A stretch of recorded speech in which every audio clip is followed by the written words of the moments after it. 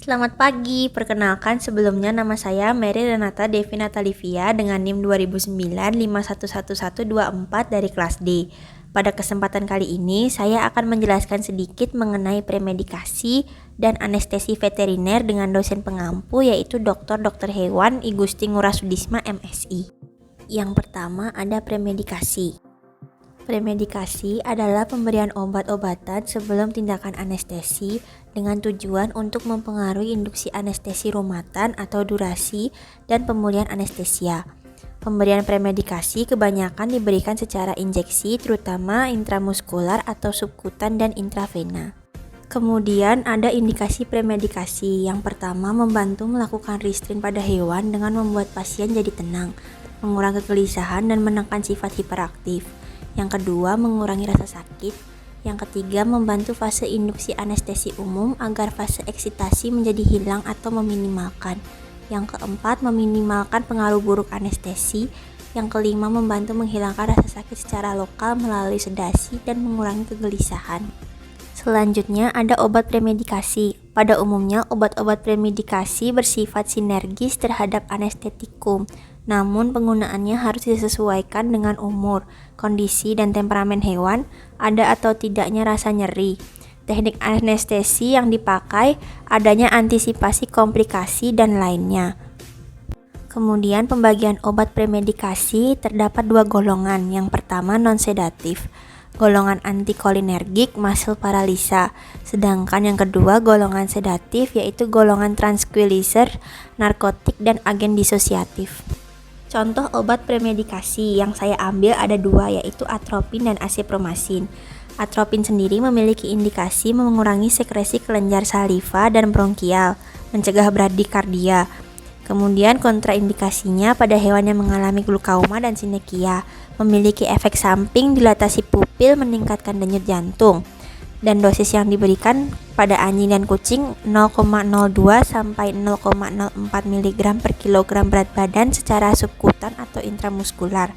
Diberikan 20 sampai 30 menit sebelum induksi anestesi umum. Durasinya 60 sampai 90 menit.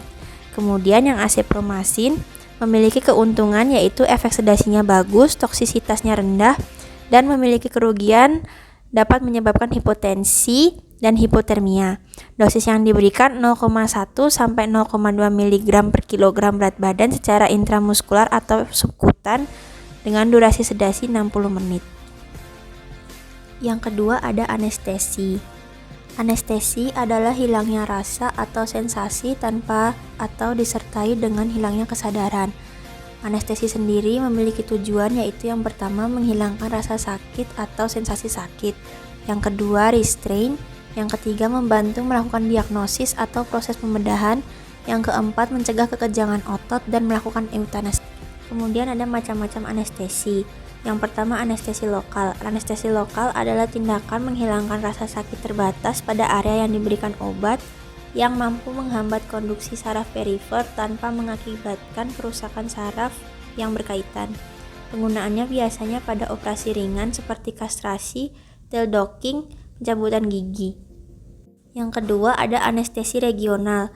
Anestesi regional adalah tindakan menghilangkan rasa sakit pada regio tertentu dengan cara pemberian obat anestesi pada lokasi saraf yang menginervasi regio tertentu, sehingga terjadi hambatan konduksi impuls saraf yang reversibel tanpa disertai dengan hilangnya kesadaran.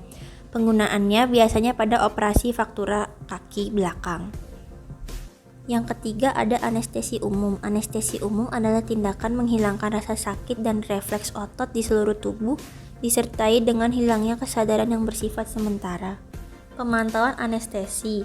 Tanda-tanda vital yang umumnya diamati untuk mengevaluasi status fisik hewan sebelum dilakukan pemberian anestesi dan harus diamati serta dipantau selama periode anestesi yaitu yang pertama denyut dan ritme jantung, yang kedua frekuensi ritme dan kedalaman respirasi, yang ketiga pulsus, yang keempat suhu tubuh, yang kelima warna membran mukosa, yang keenam waktu pengisian kapiler, yang ketujuh ukuran pupil dan respon terhadap cahaya, yang terakhir refleks dan ketegangan otot.